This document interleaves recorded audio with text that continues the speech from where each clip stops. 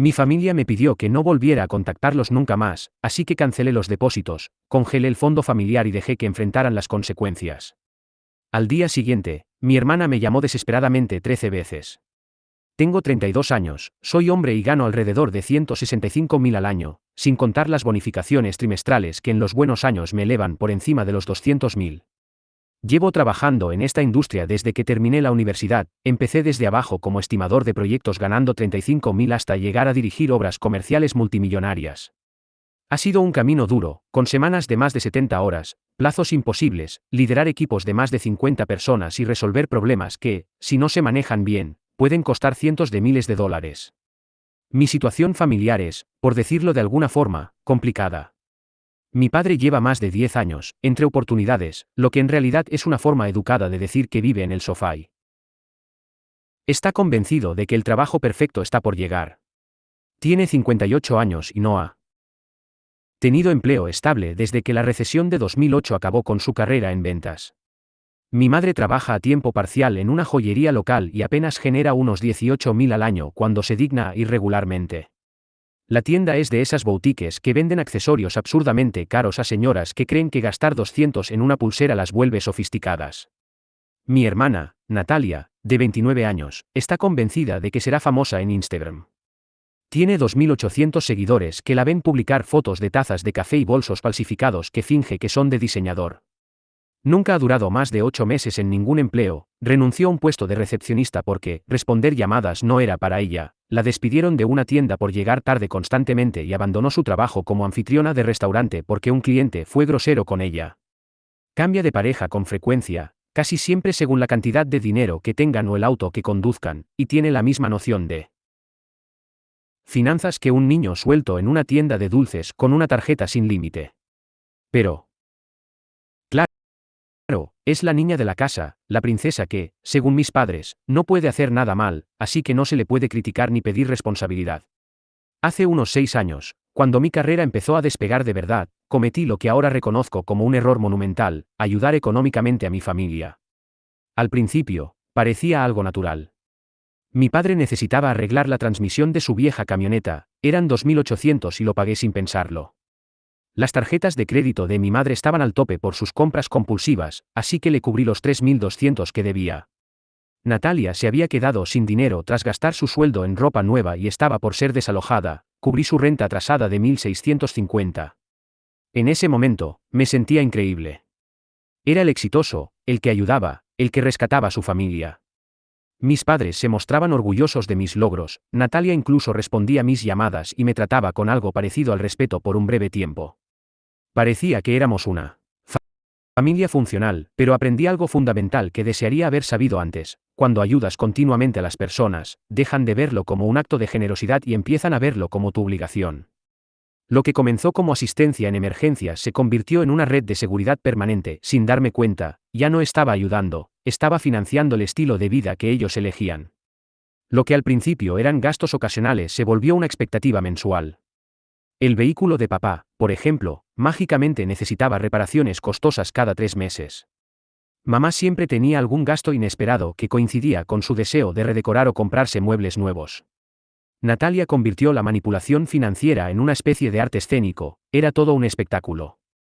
Me llamaba al trabajo llorando, diciendo que le faltaban 2 días para el vencimiento del alquiler, que no tenía dinero, que estaba por quedarse sin hogar, que era la última vez que pediría ayuda. Pintaba un drama de dormir en el coche, perderlo todo, tener que volver a vivir con nuestros padres en la humillación total. El nivel de manipulación emocional era quirúrgico y, sin falta, 2 semanas después aparecían sus historias en Instagram desde spas lujosos, restaurantes caros o escapadas de fin de semana con su novio del momento. La misma persona que estaba a punto de dormir en su coche subía fotos con cócteles de 15 y gafas de sol de diseñador como si jamás hubiera tenido preocupaciones financieras. Pero el verdadero problema era el tío Ernesto, el hermano mayor de mi padre, quien se autonombró el experto financiero de la familia. Este hombre se creía una especie de Warren Buffett porque trabajó un tiempo en una oficina de impuestos allá por los años 90. Desde que el abuelo Fernando falleció hace 5 años, él ha sido el fideicomisario principal del patrimonio familiar, encargado de administrar unos 385.000 en inversiones, propiedades y activos construidos con él. Trabajo de toda una vida. Su filosofía de gestión consistía, al parecer, en tratar ese legado como su fondo de entretenimiento personal. Viajes de juego a Atlantic City, un bote de pesca que no podía pagar con su jubilación, múltiples negocios fallidos que necesitaban fondos temporales del patrimonio, todo financiado con el dinero que debía resguardar para el futuro de la familia. Y lo peor era que ninguno de ellos parecía sentirse agradecido. No había disculpas ni reconocimiento por los sacrificios que hacía, solo exigencias, como si yo fuera un cajero automático de alta gama que entregaba dinero cuando se introducía la combinación emocional correcta. Mi papel, al parecer, era resolver todos sus líos financieros mientras ellos seguían tomando decisiones irresponsables. Recuerdo perfectamente el momento en que comprendí hasta qué punto me había dejado atrapar. Fue en la cena de Acción de Gracias del año pasado. Me gasté casi 3.000 para organizarla en un restaurante elegante, todo porque mamá quería crear recuerdos memorables. Ahí estaba yo, viendo a Natalia fotografiar cada plato para subirlo a Instagram, incluida la botella de vino de 100 que yo pagué. Papá se quejaba de su camioneta, la misma que yo ayudé a financiar. Mamá hablaba de un viaje a México que sabía que acabaría siendo mi responsabilidad. Y entonces, Natalia me miró directamente, con una expresión indiferente y soltó: Samuel, tienes mucha suerte de no tener problemas reales. Debe ser maravilloso ganar tanto dinero en construcción y no tener que preocuparte por nada. Suerte. Como si mi éxito hubiera caído del cielo, como si no hubiese pasado 15 años trabajando jornadas agotadoras, cumpliendo plazos imposibles, lidiando con insomnio y ansiedad por el estrés, actualizándome constantemente en nuevas tecnologías y estrategias de gestión para que mi propia hermana lo redujera todo a un simple golpe de suerte. Ese fue el instante en que supe que necesitaba un plan de escape. Jamás imaginé que tendría que aplicar tan pronto lo que venía reflexionando desde hacía tiempo. Y fue justo ahí donde entró en escena mi mejor amigo, Leo. Él fue la única persona que, desde el principio, logró ver con claridad cómo mi familia me manipulaba. Nos conocimos en la universidad, en los cursos de ingeniería. Nuestra amistad nació en largas noches de estudio, entre cafés, fórmulas y esa terquedad compartida por salir adelante a pesar de que veníamos de hogares donde el apoyo económico era prácticamente nulo.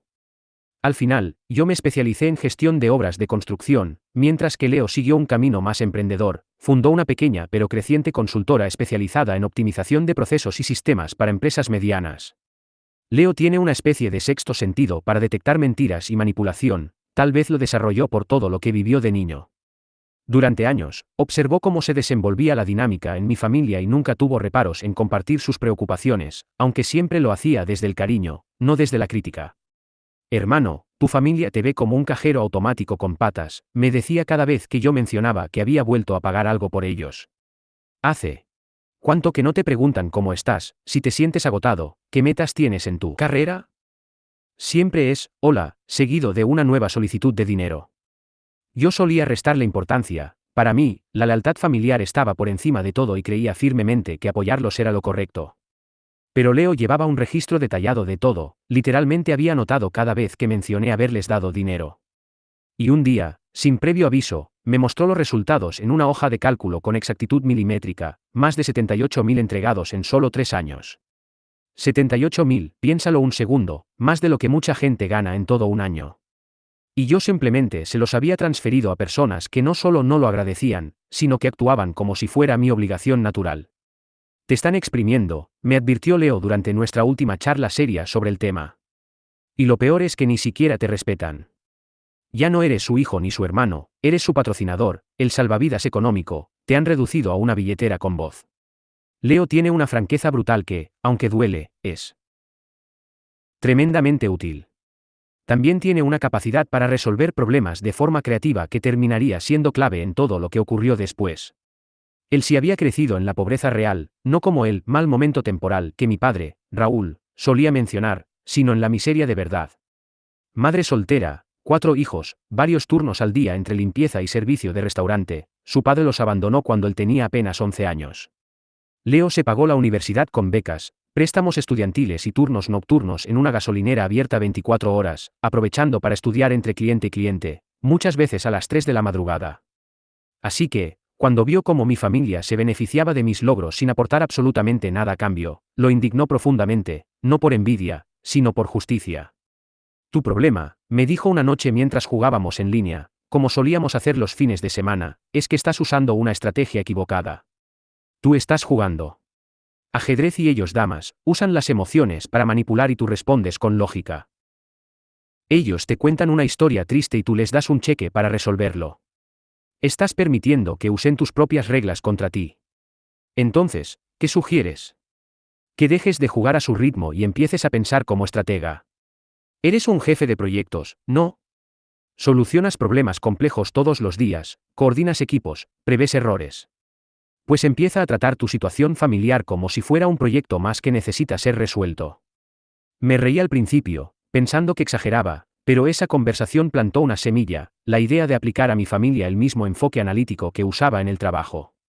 Era tan lógica como aterradora. Y 2 semanas más tarde, todo se derrumbó por un simple mensaje de texto, un mensaje que cambiaría el rumbo de mi vida. Fue el 22 de marzo, a las 4:12 de la tarde. Lo recuerdo con exactitud porque en ese momento revisaba unos planos arquitectónicos para un proyecto comercial importante. Y de pronto, mi teléfono vibró con una notificación grupal que, sin saberlo, cerraría para siempre mi vínculo con ellos.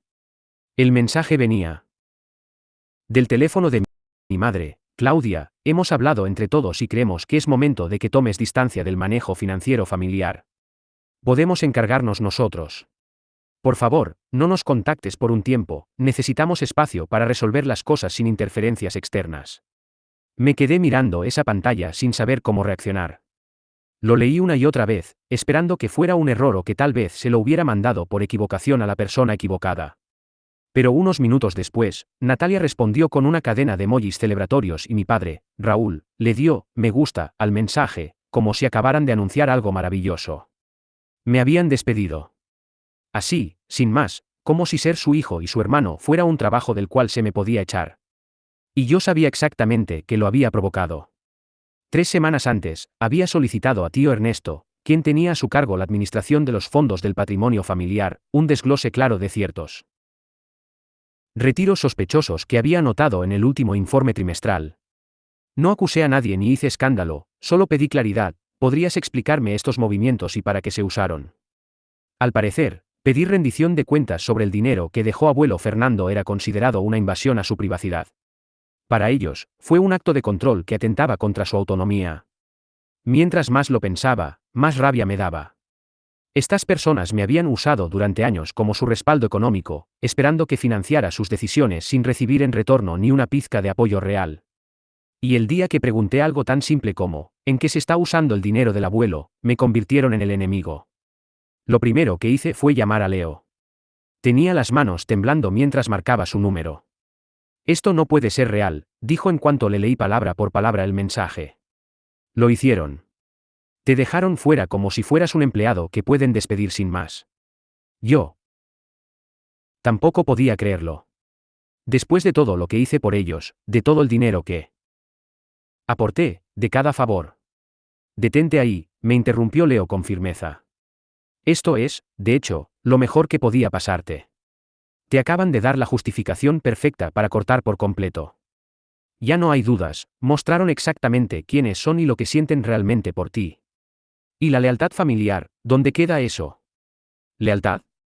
¿Te refieres a tu hermana publicando historias en redes de destinos lujosos mientras tú cubres sus gastos básicos? ¿O a tus padres que llevan años sin mostrar verdadero interés por ti ni agradecer nada de lo que haces? ¿O al tío que lleva tiempo desviando dinero del patrimonio de tu abuelo y aún tiene la cara de llamarte controlador por hacer preguntas? Esa última frase me golpeó como un puñetazo en el estómago. ¿Qué estás diciendo? Samuel, tú me dijiste que había comprado un bote con dinero del patrimonio. Y eso no es un simple error financiero, es robo.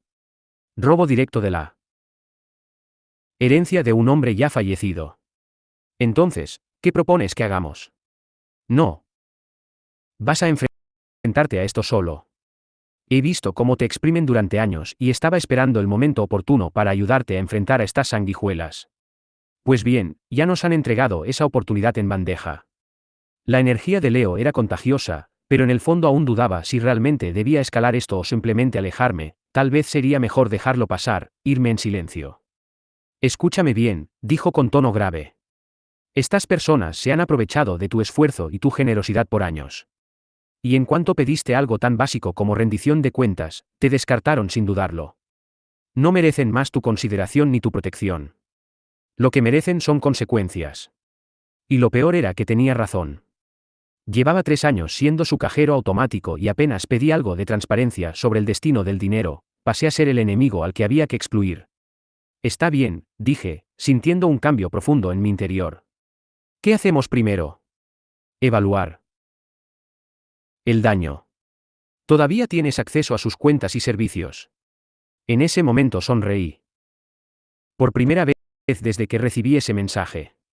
En su desesperación por sacarme de sus vidas, cometieron un error crucial, olvidaron desvincularme de sus finanzas. Esa misma noche, Leo apareció en mi apartamento. Llevaba su portátil, varias bebidas energéticas y una determinación propia de una operación militar.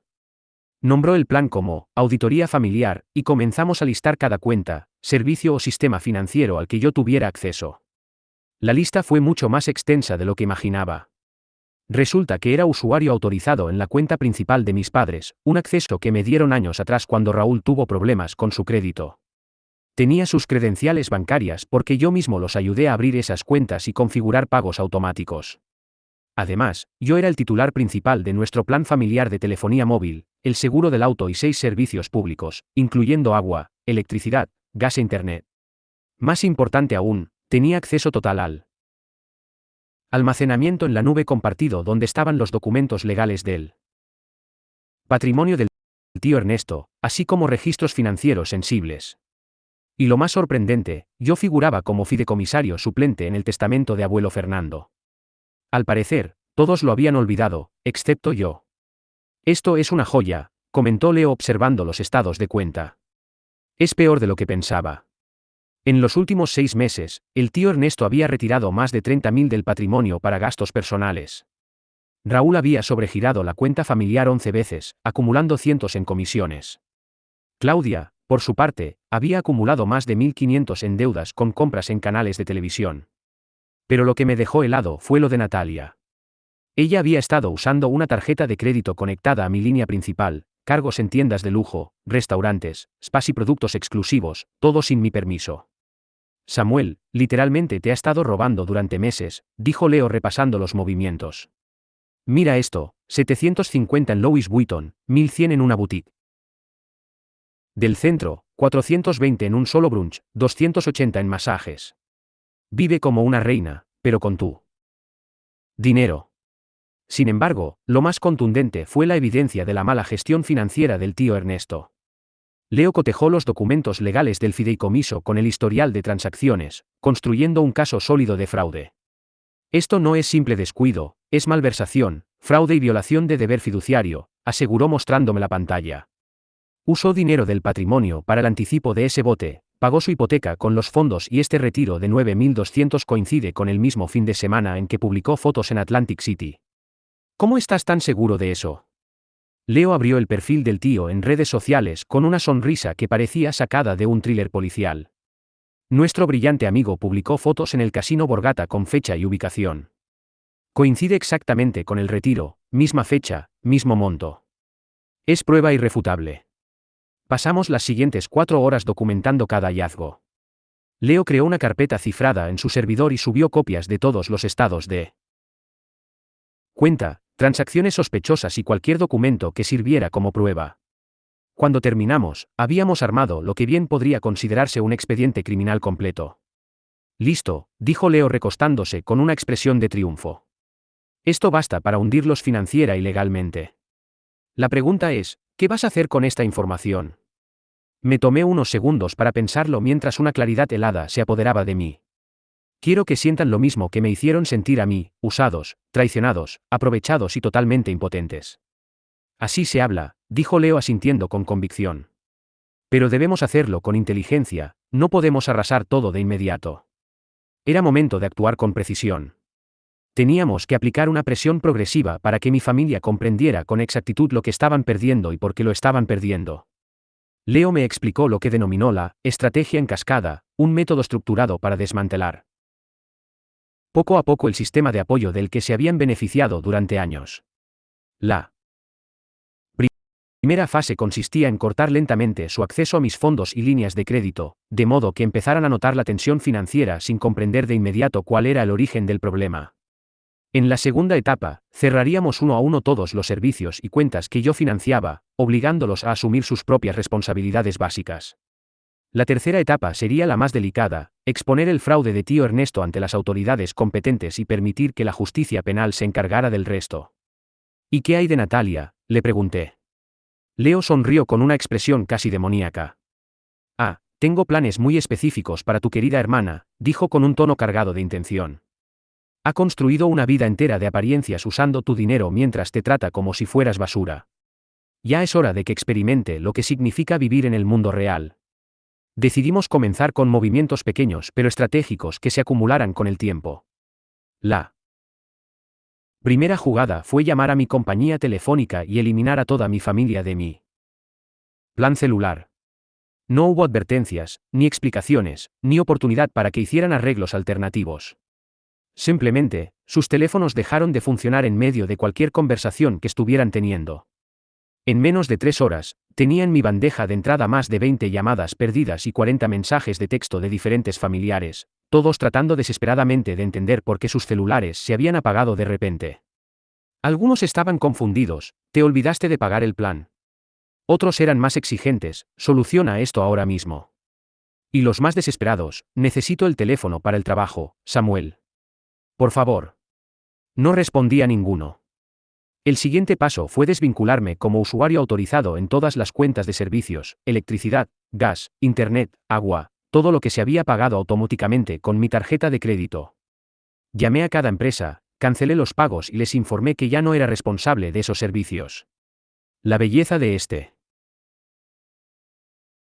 enfoque, me explicó Leo con entusiasmo, es que no pueden culparte directamente. Todo parece una serie de problemas administrativos. No tienen cómo saber que es parte de un plan. Tendrán que resolver cada situación por separado sin ver la conexión entre ellas. El tercer paso fue con el seguro del automóvil. Durante años, toda mi familia había estado incluida en mi póliza grupal, ya que resultaba mucho más económica. Así, llamé a mi agente y los eliminé del plan con efecto inmediato. Fue ahí donde las cosas se pusieron verdaderamente interesantes. Al día siguiente, Raúl, mi padre, fue detenido por la policía cuando iba camino a la ferretería. Era un control de rutina, lo que debía ser una advertencia leve se convirtió en un desastre cuando el oficial verificó que su vehículo no tenía ningún seguro vigente. Resultado, una multa de 450, el coche incautado en el acto y suspensión de su licencia hasta que pudiera presentar una nueva cobertura. Me llamó gritando furioso, convencido de que la aseguradora había cometido un error y exigiendo que solucionara todo de inmediato. No contesté, dejé que su llamada fuera directo al buzón. Mientras tanto, Natalia descubría que su pasatiempo favorito, saturar tarjetas de crédito con compras lujosas, había llegado a su fin. Me comuniqué con la compañía de crédito, la eliminé como usuaria autorizada y comencé a disputar todas sus compras de los últimos 6 meses como cargos no autorizados. El bolso Louis Vuitton de 750 fue devuelto, la compra de 1100 en tiendas de diseñador quedó anulada. Cenas caras, tratamientos de spa y un sinfín de lujos desaparecieron de un plumazo, devueltos por los mismos comercios que habían procesado las compras. Pero lo mejor fue lo que Leo hizo con su presencia en redes sociales. Natalia había construido toda una imagen pública basada en una vida de lujos y éxito. Publicaba constantemente ropa de marca, cenas exclusivas, viajes costosos, todo perfectamente editado para parecer que llevaba una vida aspiracional. Pero cada uno de esos elementos había sido financiado con mi dinero. Ahora que había cortado esa fuente, no podía mantener la fachada. Leo, que es un estratega nato, había estado recopilando capturas de pantalla de sus publicaciones durante meses, armando un archivo detallado de su vida falsa. Cuando ella empezó a publicar contenido en tono de víctima hablando de gente envidiosa que quiere destruirla, él activó varias cuentas anónimas y comenzó a comentar en sus publicaciones con pruebas visuales. ¿No es ese el mismo bolso Louis Vuitton que devolviste la semana pasada, acompañado de una imagen de ella en el mostrador de atención al cliente? Amando ese estilo de vida de diseñador. Por cierto, ¿cómo va el puntaje de crédito de tu hermano? Ojalá yo también tuviera un hermano que pagara mis masajes, todo con capturas de los cargos disputados. Era un espectáculo digno de ver. En cuestión de días, la sección de comentarios de sus publicaciones se convirtió en una zona de guerra y sus seguidores comenzaron a preguntarse si algo de lo que mostraba era real. En 2 semanas, había perdido el 45% de sus seguidores, y eso era solo el principio. Mientras el caos financiero se apoderaba de su rutina diaria, Leo y yo estábamos preparando el golpe final, presentar ante las autoridades la evidencia del fraude sistemático que tío Ernesto había cometido. ¿Recuerdas que yo era coadministrador de la herencia de abuelo Fernando? Pues bien, ese cargo otorga autoridad legal, especialmente cuando el administrador principal está desviando fondos y rompiendo sus obligaciones fiduciarias. Con la ayuda de Leo, investigamos cada paso necesario para reportar mala conducta de un fideicomisario y preparamos un archivo tan sólido que, según Leo, haría que cualquier fiscal se frotara las manos. Incluimos estados bancarios, recibos, publicaciones en redes sociales, movimientos con tarjetas, patrones de comportamiento, todo lo necesario para demostrar sin ninguna duda que tío Ernesto había estado saqueando la herencia para beneficio propio durante mucho tiempo. Pero antes de activar esa bomba legal, queríamos darles una última oportunidad para demostrar quiénes eran en realidad y qué les importaba. Así que redacté un correo dirigido a todo el grupo familiar. El tono era formal, claro y absolutamente razonable. Hola a todos, he estado revisando algunos documentos financieros relacionados con el patrimonio de abuelo Fernando y he detectado ciertas irregularidades que deben ser investigadas. Como fideicomisario suplente, tenía la responsabilidad legal de investigar ciertas irregularidades, así que le envié un mensaje formal a mi tío Ernesto solicitando explicaciones detalladas sobre varios retiros hechos desde las cuentas del patrimonio. La solicitud incluía una lista con 18 transacciones sospechosas que en total sumaban más de 52.000. La respuesta no se hizo esperar. Fue inmediata, perfectamente coordinada y justo como Leo y yo habíamos anticipado. Tú no tienes autoridad alguna para cuestionar mis decisiones o cómo administro este patrimonio, fue la respuesta de tío Ernesto. Me he encargado de todo esto sin necesitar que alguien me supervise o interfiera.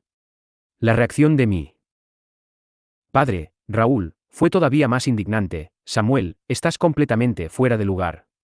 Ernesto sabe perfectamente lo que hace y no tiene por qué justificar nada ante ti. Mi madre, Claudia, se sumó con su tono habitual, esto es exactamente por lo que pedimos espacio. Estás siendo controlador, irrespetuoso y totalmente inapropiado. Y luego Natalia, con su típica falta de empatía, por favor, ¿puedes dejar en paz a todos por una vez? Tu obsesión por el dinero y el control da miedo. Ninguno de ellos se tomó un segundo para cuestionar el tema del dinero desaparecido.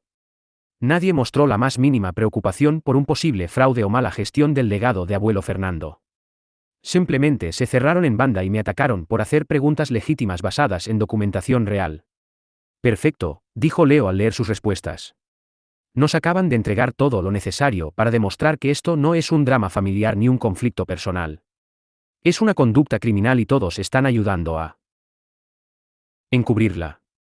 Esa misma tarde, presenté denuncias formales ante la oficina del fiscal general del Estado alegando negligencia del fiduciario, mala praxis en sus funciones y posibles actos de malversación. También envié toda la documentación al fiscal del distrito local y a la División de Investigación de Fraudes del IRS. ¿Cuánto crees que tardarán en darse cuenta de lo que está pasando?, le pregunté a Leo. Por lo que he visto en otros casos, en menos de 48 horas Ernesto recibirá una llamada bastante incómoda por parte de un abogado del gobierno. Los fraudes en herencias se toman muy en serio, especialmente cuando hay tanta evidencia documentada. Y como de costumbre, Leo no se equivocó. Justo 2 días después, mi padre me llamó completamente alterado. Samuel, ¿qué hiciste? La policía quiere hablar con Ernesto por la gestión del patrimonio, han congelado todas las cuentas. Tu madre está fuera de sí, no entendemos nada. He cumplido con mi deber, respondí con calma. Reporté lo que la ley me exige cuando un fideicomisario suplente encuentra evidencia de malas prácticas. Ni más ni menos. Pero Ernesto dice que todos los retiros eran legítimos. Papá, se robó más de 52.000 del patrimonio de abuelo Fernando para comprarse un bote y pagar sus deudas de apuestas. Las cuentas no fueron congeladas por venganza, sino porque tu cuñado cometió varios delitos y violó sus obligaciones legales. Del otro lado de la línea hubo un silencio absoluto. Tenemos que hablar de esto. No, no tenemos nada que discutir. Dejaste en claro que no querías que yo me involucrara más en los asuntos financieros de la familia. Objetivo cumplido. Colgué y apagué el teléfono. Me invadió una sensación de paz que no había sentido en años.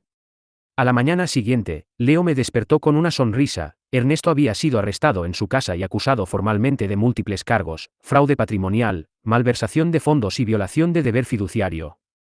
La noticia apareció en primera plana del periódico local, su fotografía ocupaba media página. Con el titular: Hombre local acusado de fraude en herencia familiar. El artículo detallaba cómo había robado más de 55.000 del patrimonio de su difunto padre para cubrir gastos personales, deudas por apuestas y lujos innecesarios. Mi teléfono no paró de sonar desde ese momento. Llamaban mis padres, Natalia, tía Verónica e incluso familiares lejanos con los que no tenía contacto desde hacía años. Dejé que todos los mensajes fueran a buzón de voz. Los escuché más tarde con Leo mientras jugábamos videojuegos y comíamos comida rápida. Era como una comedia involuntaria. Las prioridades de cada uno quedaron perfectamente claras. Mi madre, entre sollozos incontrolables: Samuel, por favor llámame. Los abogados dicen que Ernesto podría ir a prisión. Todas las cuentas están congeladas y no tenemos cómo pagar una defensa legal. Necesitamos tu ayuda urgente para arreglar esto.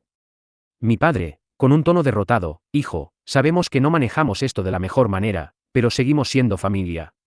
Ernesto cometió errores, sí, pero no merece acabar en la cárcel. ¿No podrías retirar los cargos y resolver esto entre nosotros? Natalia, desesperada: esto es una locura total. Ernesto no es un criminal, solo cometió errores con el dinero. Además, me quitaron mis cosas, arruinaron mi crédito y no puedo ni comprar comida. Arregla este desastre. Y la más reveladora fue tía Verónica, esposa de Ernesto: Samuel, no sé qué crees que estás logrando, pero estás destruyendo esta familia. Ernesto es, en el fondo, un buen hombre que se equivocó. Si tuvieras un poco de decencia o lealtad familiar, estarías ayudándonos, no atacándonos cuando más lo necesitamos. Leo y yo nos reímos con incredulidad mientras escuchábamos todo eso.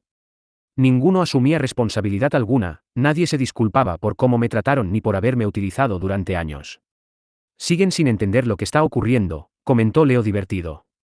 No les molesta lo que le hicieron a tu abuelo o a ti, les molesta que por fin eso tenga consecuencias. ¿Crees qué deba responderles? Todavía no. Déjalos un tiempo más.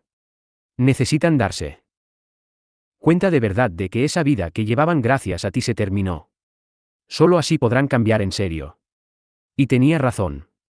Con el paso de las semanas, la magnitud de su dependencia económica hacia mí quedó completamente al descubierto.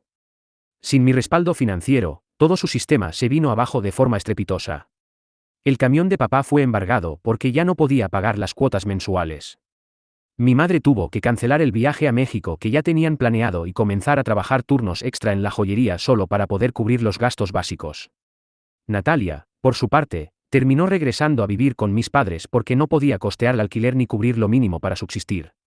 Sus aspiraciones de convertirse en influencer en redes sociales se vinieron abajo cuando los agentes de embargo le retiraron todas sus supuestas marcas de diseñador.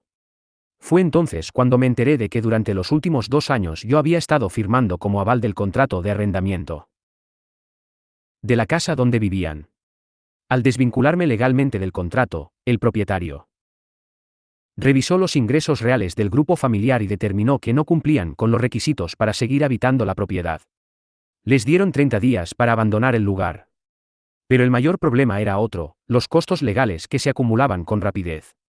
Tío Ernesto enfrentaba cargos por fraude y necesitaba urgentemente a un abogado penalista especializado en delitos de cuello blanco. Ese tipo de defensa no es precisamente barata, las estimaciones iniciales rondaban los 50.000. Con sus finanzas completamente destrozadas, no tenían ninguna posibilidad de afrontar ese gasto por cuenta propia. Fue entonces cuando mi padre, Raúl, finalmente dejó de lado el poco orgullo que le quedaba y vino a buscarme en persona para hablar. Era sábado por la tarde y me encontraba trabajando desde casa. El timbre sonó y al revisar las cámaras de seguridad vi a mi padre en la puerta.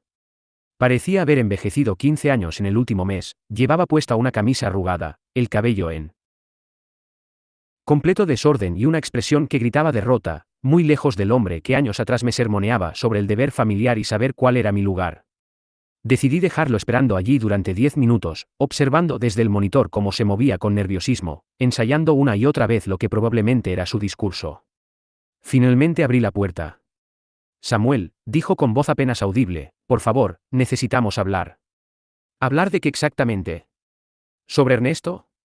sobre cómo se vino abajo todo lo de la familia. O sobre lo equivocados que estuvieron todo este tiempo. Lo dejé pasar a la sala, pero no le ofrecí asiento ni nada de tomar.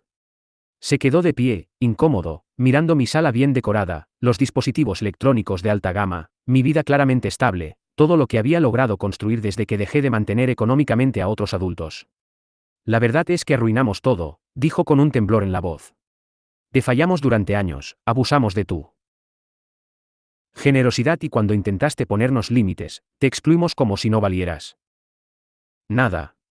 Lo sabemos, y aunque no lo merecemos, venimos a pedirte perdón, un perdón sincero. ¿Qué tan desesperados están? Vi cómo sus hombros caían por completo ante la pregunta. Su voz cargada de angustia fue clara: vamos a perder la casa en menos de 2 semanas. Ernesto enfrentará entre 5 y 10 años de prisión si no conseguimos una defensa adecuada. Claudia está exhausta, física y emocionalmente, de trabajar dobles turnos. Y Natalia, bueno, ahora está considerando mudarse a Las Vegas para trabajar como camarera de bar porque no ve otra salida con su historial de crédito destruido. Tuve que contener una carcajada. Natalia, que siempre se creyó demasiado refinada para cualquier empleo común, ahora estaba a punto de conocer lo que es ganarse la vida sin depender del dinero familiar. Todo eso suena como problemas que no me corresponden, respondí sin rodeos. Tienes toda la razón, no te corresponde, asintió Raúl. Pero aún así. Esperábamos que consideraras ayudarnos a pesar de todo. ¿Y por qué haría eso? Me sostuvo la mirada por primera vez desde que llegó. Porque eres mejor persona que todos nosotros. Porque incluso después de todo lo que te hicimos, sigues siendo el único con los recursos y la integridad para ayudarnos a salir de esto. ¿Y qué es exactamente lo que esperan de mí? Ayuda para costear el abogado de Ernesto, que nos orientes para encontrar una vivienda que sí podamos pagar y, si tienes algo de compasión, que nos permitas volver a formar parte de tu vida. Fingí reflexionar por unos segundos, lo justo para que la esperanza se le asomara en los ojos. No, dije con firmeza. Ustedes no pueden pasar 3 años tratándome como un cajero automático con patas, eliminarme de sus vidas cuando empiezo a exigirles responsabilidades y luego volver rogando ayuda cuando todo se desmorona. Así no funcionan las cosas. Pero nos disculpamos, estamos sinceramente arrepentidos. Se disculpan ahora porque están desesperados, no porque realmente comprendan lo que me hicieron. Sí. Ernesto no estuviera enfrentando cargos, si no hubieran perdido el control de sus finanzas, si todavía pudieran mantener su estilo de vida sin mí, ¿estarías aquí pidiéndome perdón o seguiría siendo el problemático que incomoda con sus preguntas? No respondió. Sabíamos la respuesta.